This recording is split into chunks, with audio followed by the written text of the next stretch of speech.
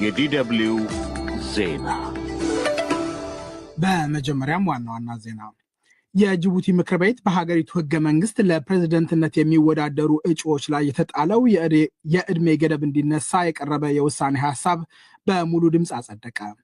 የሱዳን ፈጥኖ ደራሽ ኃይል የአልፋሽር ከተማን ሙሉ በሙሉ መቆጣጠሩን አስታወቀ። ቀይ መስቀልና የግብፅ ባለሙያዎች በጋዛ ሰርጥ የታጋቾችን አስክሬኖች የእስራኤል ጦር ከሚቆጣጠራቸው አካባቢዎች አልፈው እንዲያፈላልጉ ተፈቀደላቸው።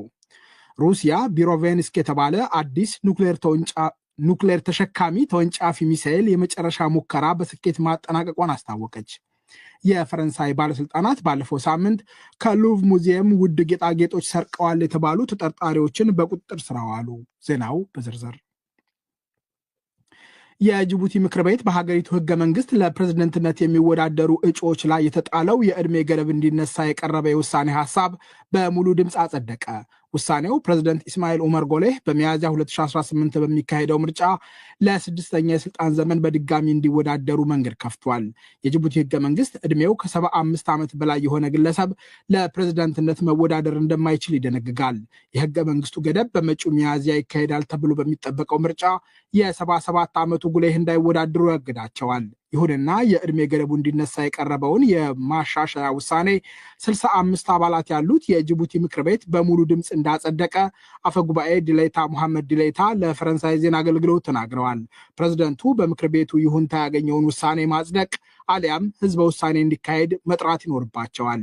ውሳኔው በፕሬዝደንቱ ከጸደቀ ምክር ቤቱ መቀበሉን ለማረጋገጥ በድጋሚ ድምፅ ይሰጥበታል። የጅቡቲ ምክር ቤት ለሁለተኛ ጊዜ ድምፅ የሚሰጠው የዛሬ ሳምንት እሁድ እንደሚሆን ይጠበቃል። ጉሌህ በሚያዝያ 2013 በተካሄደው ምርጫ ሲያሸንፉ ከተሰጡ ድምፆች ከ97 በመቶ በላይ የሚሆነውን አግኝተው ነበር። ኢስማኤል ኡመር ጉሌህ ባለፈው ግንቦት ጅቡቲን ለሌላ 5 ዓመታት ለመምራት በፕሬዝደንትነት ሊወዳደሩ እንደሚችሉ ፍንጭ ሰጥተው ነበር። የሱዳን ፈጥኖ ድራሽ ኃይል የአልፋሽር ከተማን ሙሉ በሙሉ መቆጣጠሩን አስታወቀ። በመሐመድ ሐምዳን ደጋሎ የሚመራው ታጣቂ ቡድን በምዕራባዊ ዳርፉር የሚገኙ አብዛኞቹን ከተሞች ቢቆጣጠርም አልፋሽር እጁ ሳትገባ ቆይታለች። ታጣቂ ቡድኑ ዛሬ እሁድ ባሰራጨው መግለጫ ቅጥረኛና ሚሊሺያ ብሎ የጠራውን የሱዳን ጦር በማሸነፍ ኤልፋሽርን መቆጣጠሩን ይፋ እንዳደረገ የፈረንሳይ ዜና አገልግሎት ዘግቧል። ፈጥኖ ድራሽ ኃይሉ ኤልፋሽርን መቆጣጠሩን ቢገልጽም የዜናው ምንጭ የሆነው የፈረንሳይ ዜና አገልግሎት ግን ትክክለኛነቱን ከነፃ ምንጭ ማረጋገጥ አለመቻሉን ዘግቧል። የሱዳን ጦርና አጋሮቹ ስለ ጉዳዩ ተጠይቀው ምላሽ አልሰጡም። አልፋሽር ለበርካታ ወራት በፈጥኖ ድራሽ ኃይሉ ጥቃት ስር የቆየች ሲሆን ታጣቂዎቹ ወደ ከተማዋ በሚተኩሷቸው ከባድ መሳሪያዎች ቁጥራቸው በውል ያልታወቀ ሲቪል ዜጎች ለሞት ለአካል ጉዳትና ለረሃብ መጋለጣቸውን የሰብአዊ መብት ተከራካሪዎችና ለጋሽ ድርጅቶች በተደጋጋሚ ይከሳሉ። ይህ ዶይቸ ቬለ ነው። ቀይ መስቀልና የግብፅ ባለሙያዎች በጋዛ ሰርጥ የታጋቾችን አስክሬኖች የእስራኤል ጦር ከሚቆጣጠራቸው አካባቢዎች አልፈው እንዲያፈላልጉ ተፈቀደላቸው። ግብፅ የባለሙያዎች ቡድንና ከባድ መሳሪያዎች ትላንት ቅዳሜ ወደ ጋዛ ከላከች በኋላ ሐማስ አስክሬን የሚያፈላልግባቸውን አካባቢዎች እንዳስፋፋ ዛሬ እሁድ አስታውቋል። በአሜሪካ አሸማጋይነት በተደረሰው በእስራኤልና የሐማስ የተኩስ አቁም ስምምነት መሰረት ሐማስ የሁሉንም ታጋቾች አስክሬኖች ማስረከብ ይጠበቅበታል። እስራኤል በፊናዋ ለእያንዳንዱ የታጋች አስክሬን የ15 ፍልስጤማውያን አስክሬን ትመልሳለች። ሐማስ የ15 ታጋቾች አስክሬኖች ቢያስረክብም ባለፉት 5 ቀናት ተጨማሪ ማግኘት አልቻለም። እስራኤል የ195 ፍልስጤማውያን አስክሬኖች የመለሰች ሲሆን የአብዛኞቹ ማንነት አልተለየም። በጋዛ የሐማስ መሪ ካሊል አልሃያ ቀሪ የ13 ታጋቾች አስክሬኖች ለማግኘት ታጣቂ ቡድኑ በአዳዲስ ቦታዎች ፍለጋ እያካሄደ መሆኑን አስታውቀዋል። የአሜሪካው ፕሬዝደንት ዶናልድ ትራምፕ ትላንት ቅዳሜ ሐማስ በ48 ሰዓታት ውስጥ ተጨማሪ አስክሬኖች ማስረከቡን ለማረጋገጥ በአይነ ቁራኛ እየተከታተሉ እንደሆነ አስጠንቅቀው ነበር። ሐማስ ግን በጋዛ በተከሰተው ከፍተኛ ውድመት ሳቢያ አስክሬኖቹን ማግኘት ከባድ እንደሆነ ገልጿል። ቀይ መስቀልና የግብፅ ልዑካን እስራኤል ቢጫ መስመር ከምትለው አካባቢ በማለፍ የአስክሬን ፍለጋውን እንዲያግዙ እንደተፈቀደላቸው የእስራኤል ጦር ዛሬ እሁድ አረጋግጧል። የእስራኤል መንግስት ቃል አቀባይ ጠቅላይ ሚኒስትር ቤንያሚን ኔታንያሁ የግብፅ ቴክኒካዊ የባለሙያዎች ቡድን በፍለጋው እንዲሰማራ መፍቀዳቸውን አስታውቀዋል። ሩሲያ ቢሮቪንስክ የተባለ አዲስ ኑክሌር ተሸካሚ ተወንጫፊ ሚሳኤል የመጨረሻ ሙከራ በስኬት ማጠናቀቋን አስታወቀች። ክሬምሊን ባሰራጨው ቪዲዮ ፕሬዚደንት ቭላዲሚር ፑቲን ልዩ ያሉት አዲስ ተወንጫፊ ሚሳኤል ሙከራ መጠናቀቁን አውጀዋል። አሁን ወሳኝ ሙከራዎች ተጠናቀዋል ያሉት ፕሬዚደንቱ በውጊያ አውድማዎች ጥቅም ላይ ለማዋል ዝግጅት እንዲደረግ ትዕዛዝ መስጠታቸውን ሬውተርስ ዘግቧል። በሙከራው ወቅት ቢሮቪዝኒክ ተወንጫፊ ሚሳኤል 14,000 ኪሎ ሜትር እንደተምዘገዘገና ለ15 ሰዓታት አየር ላይ እንደቆየ የሩሲያ ጠቅላይ ኤታማዦር ሹም ጀነራል ቫለሪ ግራሲሞቭ ለፑቲን ነግረዋቸዋል። በሰሜን አትላንቲክ የጦር ቃል ኪዳን ድርጅት ስካይፎል የሚል ስያሜ የተሰጠው የጦር መሳሪያ አሁን በስራ ላይ የሚገኙ የሚሳኤል መከላከያዎችን የማምለጥ አቅም አለው ተብሎለታል።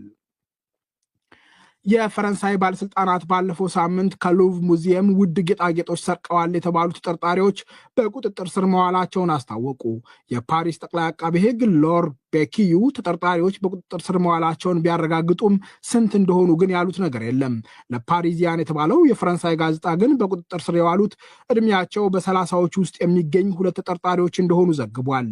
በዘገባው መሰረት በፓሪስ ሰሜን ምስራቅ የሚገኘው ሰን ሴንት ዶኒ የተባለ መንደር ነዋሪዎች ናቸው የተባሉት ተጠርጣሪዎች በቁጥጥር ስር የዋሉት ትላንት ቅዳሜ ነው።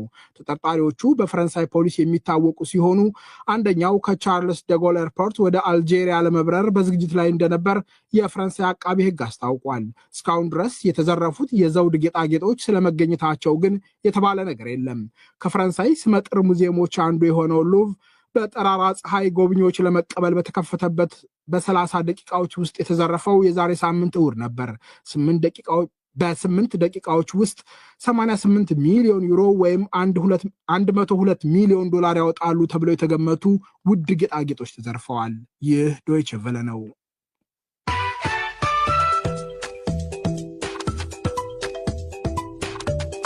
ዜናውን ከማብቃታችን በፊት ዋና ዋናዎቹን በድጋሚ የጅቡቲ ምክር ቤት በሀገሪቱ ህገ መንግስት ለፕሬዝደንትነት የሚወዳደሩ እጩዎች ላይ የተጣለው የዕድሜ ገደብ እንዲነሳ የቀረበ የውሳኔ ሐሳብ በሙሉ ድምፅ አጸደቀ። የሱዳን ፈጥኖ ድራሽ ኃይል የአልፋሽር ከተማን ሙሉ በሙሉ መቆጣጠሩን አስታወቀ።